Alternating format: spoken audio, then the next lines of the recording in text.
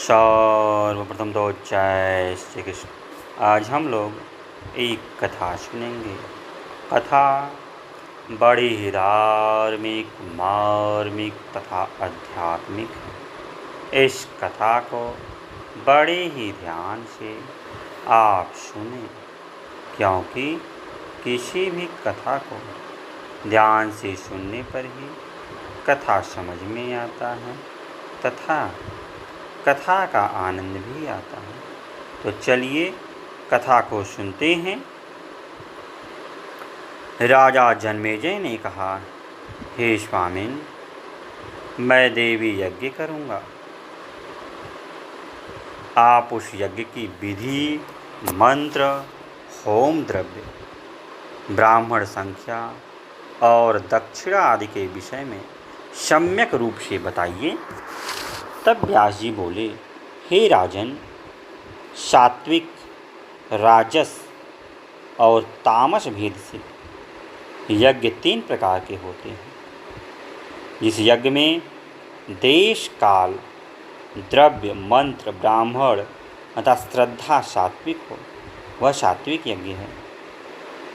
पांडवों के यज्ञ में द्रव्य अन्याय उपार्जित था, इसलिए राजस्वी यज्ञ की पूर्णता के बाद भी पांडवों तथा द्रौपदी को नाना प्रकार के कष्ट सहन करने पड़े थे।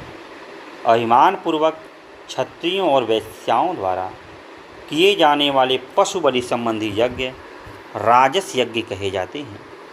क्रोध, ईर्ष्या और क्रूरतापूर्वक राक्षसों द्वारा किया जाने वाला यज्ञ तामस यज्ञ कहा जाता है। मोक्ष की कामना वाले विरक्त मुनियों के लिए मानस यज्ञ कहा गया है। इस यज्ञ में मन का शुद्ध, गुण रहित होना आवश्यक है। यह यज्ञ मोक्ष प्रदाता है।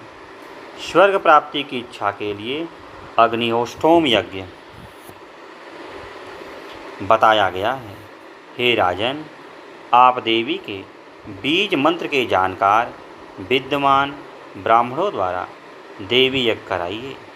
इसे पूर्व काल में भगवान विष्णु ने किया था। इसी से आपके पिता का उद्धार होगा। राजा जन्मेजय ने कहा, हे व्यास जी, आप मुझे भगवान विष्णु द्वारा किए गए देवी यज्ञ के विषय में बताइए। इस पर व्यास जी ने बताया कि बड़ी द्वीप से विमान द्वारा क्षीर सागर में आने पर त्रिदेवों ने पृथ्वी को उत्पन्न किया, किंतु उस समय तक पृथ्वी चलायमान थी। तब देवी ने अपनी आधार शक्ति से पृथ्वी को अचल किया। तदनंतर उस पर सुमेरु आदि पर्वतों की रचना हुई। बैकुंठ, कैलाश और स्वर्ग आदि लोकों का निर्माण हुआ। ब्रह्मा जी ने मारीचि आदि मानसिक पुत्रों की सृष्टि की। मारीच के पुत्र कश्यप हुए। कश्यप ने दक्ष प्रजापति की 13 कन्याओं से विवाह किया।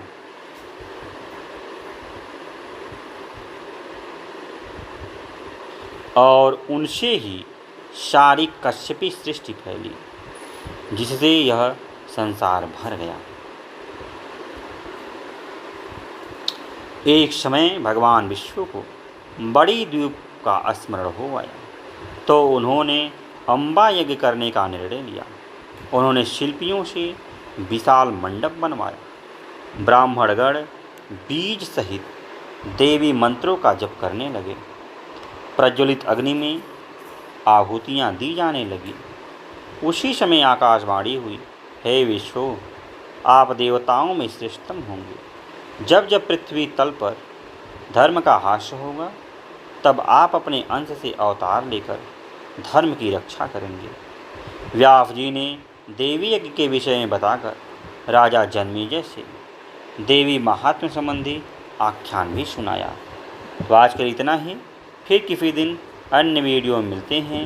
तब तक के लिए जय श्री कृष्ण, जय श्री कृष्ण।